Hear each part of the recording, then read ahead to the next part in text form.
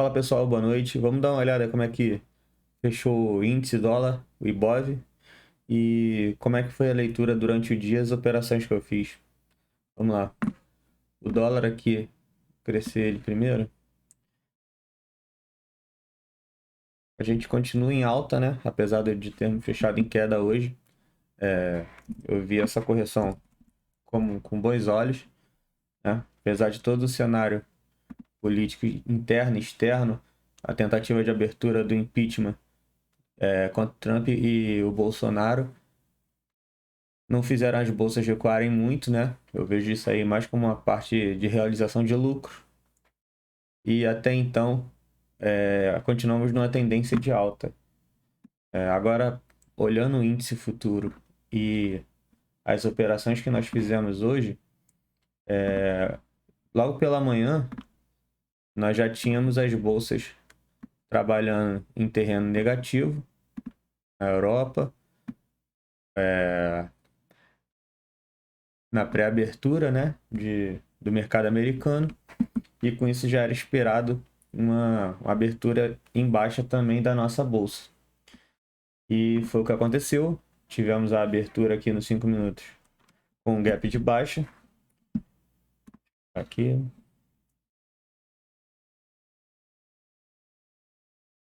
Certo. Tivemos a abertura com um gap de baixa, né? Até então, fechamos com uma diferençazinha. Abrimos com uma diferença aí de quase 800 pontos para o fechamento de sexta. E nesse primeiro momento eu não tinha feito nada, né? Tivemos uma perna de baixa após a abertura, correção até a VWAP com a média de 8 exponencial.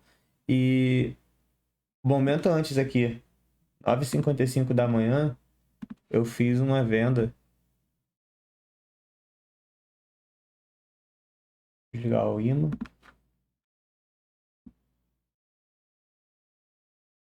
Fiz uma venda aqui, 9h55, quando ele perdeu essa mínima desse candlezinho verde. Horário complicado, né? Porque prestes a abrir o Ibov.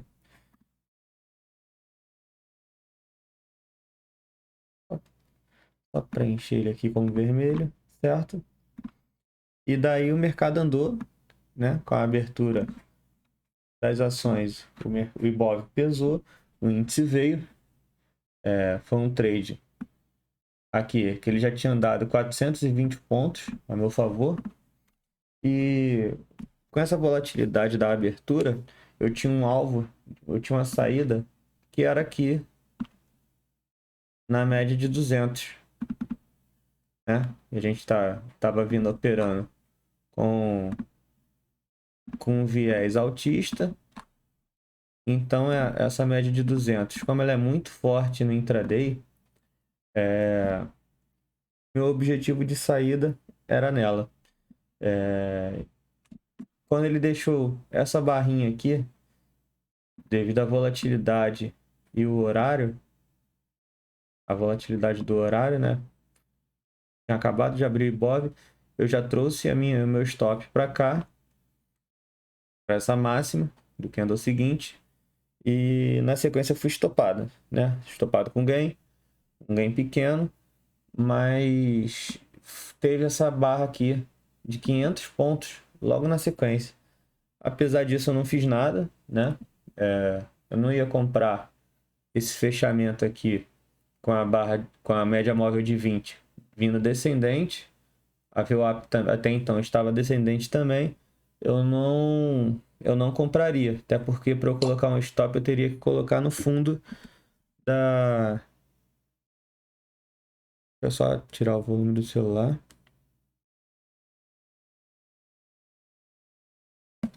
Nesse último fundo aqui, seria um stop bastante caro, para aproximadamente 600 pontos, 570 pontos. Então aguardei o mercado me dizer mais alguma coisa. E depois, às 10h50, nós tivemos aqui esse rompimento. Note que a gente teve esse movimento de alta e encostou na média de 20. Tivemos outro teste aqui na mínima do dia, deixando uma rejeição né? A rejeiçãozinha nesse fundo. O preço fez outro pullback raso, na média de 8. Então ela rompeu essa mínima. Se tivesse em um outro cenário, sem essa média de 200 ascendente, eu poderia entrar vendendo aqui, porque ela fechou, o preço fechou abaixo dessa última mínima. E aí sim eu projetaria um movimento para baixo buscando um alvo. Mas como havia essa média de 200, eu não fiz nada. E esse falso rompimento, né?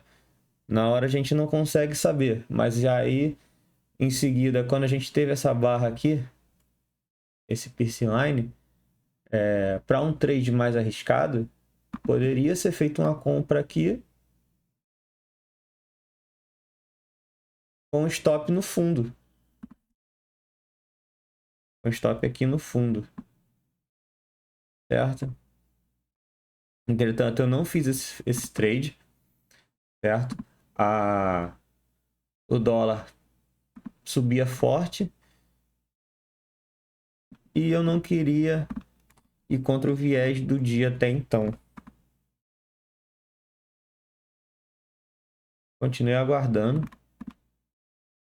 Vou só terminar de pintar aqui.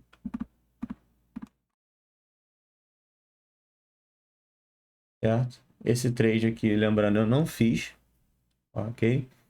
Outro cenário que eu estava gravando um stories pro Instagram em outro momento foi aqui, ó.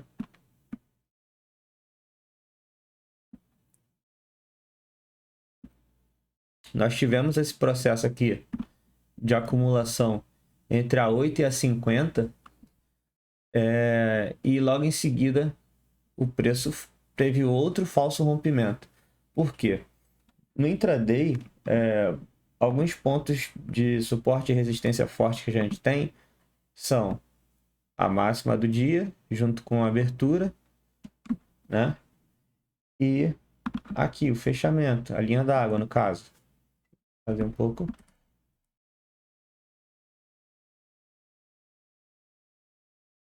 Aqui que é a linha d'água. Quando houve esse rompimento aqui, eu também não fiquei confortável para entrar, certo? E também não tinha uma operação muito clara também para eu vender, porque apesar do movimento ser um movimento de alta, todo o cenário de intermarket analysis, o S&P, o Dow Jones, Nasdaq, operando em baixa e o índice fazendo esse rompimento de máxima do dia, não me deixava confortável para entrar comprando, certo? E continuei aguardando e o preço retornou, outro falso rompimento, ele retornou, buscou aqui a VWAP, fez um processinho aqui de acumulação, de descanso, e então rompeu a VWAP para baixo. E aí eu entrei vendendo aqui, ó. Lembrando, pessoal, que para eu entrar numa operação, eu não posso simplesmente olhar qual é o meu alvo para esse trade. Eu tenho que sempre ter em mente onde eu vou colocar o meu stop, onde é o meu limite de perda, certo? E nesse caso aqui, eu coloquei o stop aqui em cima. Aqui em cima. Não era o local mais indicado, certo? Não era o local mais indicado para o stop. O certo de um stop técnico é no último topo. Eu consideraria aqui em cima o último topo, certo? Porém, ficaria um stop muito longo. Então, eu fui com a mão um pouco mais leve e tive como objetivo de trade essa região aqui, ó, desses fechamentos aqui. Um pouquinho além da 200, certo? Esse era o alvo do meu trade. Um trade aí de praticamente 2 para 1. Vamos olhar aqui, ó. Se a gente vê aqui, 330 pontos com um objetivo aí de 500 pontos, certo? O trade andou bem, né? A partir do momento que eu entrei, ele não me deu calor, né? Vendo aqui as médias, ó. A VWAP estava descendente, média de 8 descendo, 50 descendo e a de 20 no momento também já havia virado. Já havia virado para baixo, certo? Pode ver aqui. Então, eu consegui sair bem do trade, sair nessa vela aqui de 1 da tarde, certo? E após esse trade aqui, eu saí para almoçar. O mercado ficou, mais uma vez, tentou romper para baixo e veio esse engolfo aqui, cá, 1,15. Tivemos esse engolfo. Na barra compradora não teve um volume muito legal, certo? E a partir desse momento aí, quando eu voltei, eu fiz a seguinte marcação. Eu tinha aqui essa linha que eu tinha marcado previamente antes do pregão, né? Quando eu vi essa abertura, eu vi o preço testando aqui, eu já procurei um suporte e eu vi esse suportezinho aqui, ó, de sexta-feira, né? Deixei ele marcado até então. E quando eu vi esse cenário, eu já fiz essa marcação aqui, eu já entendi como um alargamento. Entendi como um alargamento. Esses dias são bem complicados de se operar, certo? Deixa eu tirar aqui então.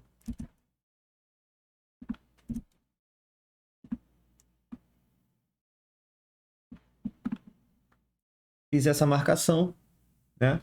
Lembrando que para você marcar um LTA, um LTB, você não precisa necessariamente, ou como regra, pegar aqui assim. A gente tem que usar sempre o bom senso. Bom senso. A gente vê mais ou menos como os preços estão se comportando, por onde ele está passando, certo? Aqui, ó. E a gente consegue ver. Então, o que aconteceu?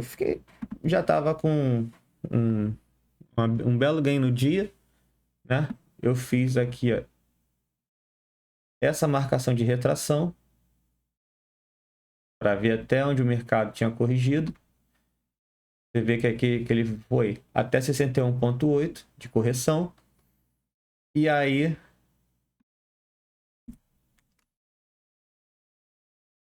teria uma nova oportunidade de venda aqui às 3h15. Se a gente ver aqui, ó,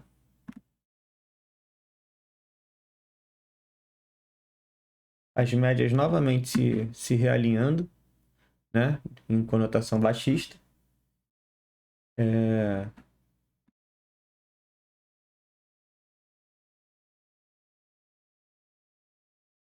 Vou marcar aqui. Topzinho aqui acima. Lembrando que essa operação eu também não fiz, eu só estou falando aqui pela ótica do que poderia ser feito, né? Durante o pregão. Esse momento aqui eu já não estava tão focado no gráfico, em operar, né? A gente pode perceber aqui que a média de 50 e a VWAP estão fazendo aqui um tipo de resistência já ao preço. A gente tem aqui uma sombra de rejeição, né, nesse nível. Então seria interessante uma operação de venda aqui, ó, nesse ponto. Lógico que falar com um gráfico parado depois que já foi é bem fácil, né? Pode parecer bem trade de onça morta. Mas durante o dia, você, com um pouco de prática, você começa a perceber esses detalhes, esses gatilhos aí que no primeiro momento pode não parecer ou não ser tão fácil de identificar. Então, a partir daí, o preço testou novamente aqui essa região de fundo, né? A gente teve um dia bastante brigado mesmo. Não foi um dia fácil de se operar, não foi fácil de se conduzir os trades, né? Aqui, toda vez que que você tentou conduzir um trade no barra barra, provavelmente a gente seria estopado rápido. Se você tivesse principalmente tendo um objetivo longo, né? Aqui, nesse primeiro trade, nesse trade que a gente está comentando aqui agora. Tivemos aqui um teste na mínima do dia. Se você saiu aqui ou fez um RP, você fez uma boa saída, porque a gente pode perceber o seguinte, ó. Após esse teste aqui, deixar uma sombra aqui de rejeição na continuação da venda, tivemos 2 candles pequenos, né, com pouco volume, insinuando que teria um rompimento dessa mínima aqui para buscar um alvo mais abaixo, né? Teria que traçar um Fibo aqui para buscar algum outro alvo. Só que aí, quando teve essa tentativa de rompimento, aqui, ó, novamente tivemos a rejeição na venda. O volume que cresceu, né? 3h25 da tarde, 3h40, desculpa. 3h40 da tarde. E daí o preço testa novamente as médias de 20 e 8 chega a virar para cima. Um dia bastante complexo, gente. Para aí sim o preço vir perder essa mínima aqui que a gente está observando, certo?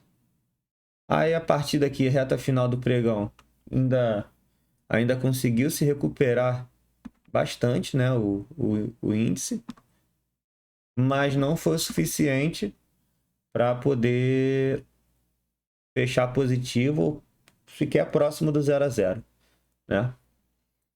Vou encerrar aqui